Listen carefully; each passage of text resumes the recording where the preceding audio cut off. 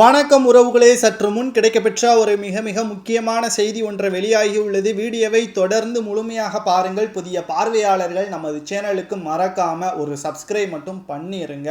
டெல்லிக்கு அழைத்து சென்ற திமுகவின் அமைச்சர்கள் தமிழகத்தில் தற்பொழுது சில வாரங்களாகவே கனமழை பெய்து வரும் நிலையில் பேரிடம் மீட்பு திராவிட முன்னேற்ற கழகம் செயலிழந்து விட்டதாக பல்வேறு குற்றச்சாட்டுகளும் தென் மாவட்டங்களில் இருந்து வந்து கொண்டேதான் இருக்கிறது.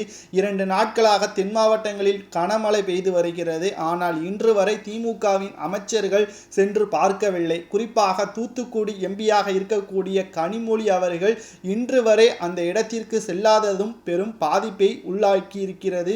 திமுகவின் செயல்பாட்டால் அங்குள்ள பெரும்பான்மையான மக்கள் உணவு கூட இல்லாமல் தற்பொழுது பெரும் கஷ்டத்தில் ஏற்பட்டிருப்பதாக தகவல்களும் வெளியாகி இருக்கிறது. இந்த சூழ்நிலையில் தான் தற்பொழுது தன்னார்வ தொண்டர்கள் மூலமாக அவர்களுக்கு உணவுகள் வழங்கப்படுகிறது. எதற்காக நாங்கள் திமுகவை தேர்வு செய்தோம் என்ற அடிப்படை கேள்விகளை தற்பொழுதுதான் தமிழக மக்கள் உணர்ந்து வருகிறார்கள். நிச்சயமாக 2024 நாடாளுமன்ற தேர்தலாக இருக்கட்டும் அல்லது 2026 சட்டமன்ற தேர்தலாக இருக்கட்டும், 4 தொகுதிகளுக்கு மேல் திமுக வெற்றியடையாது. கடந்த 10 ஆண்டுகளில் திமுக ஆட்சியை இழந்தது போல் இனி வரக்கூடிய காலங்களிலும் திமுக ஆட்சியை கைப்பற்றாது என்றும் பல்வேறு பகுதிகளில் இருந்து மக்கள்கள் இணையதளங்களின் மூலமாக தனது கருத்துக்களையும் வெளிப்படுத்தி வருகிறார்கள்.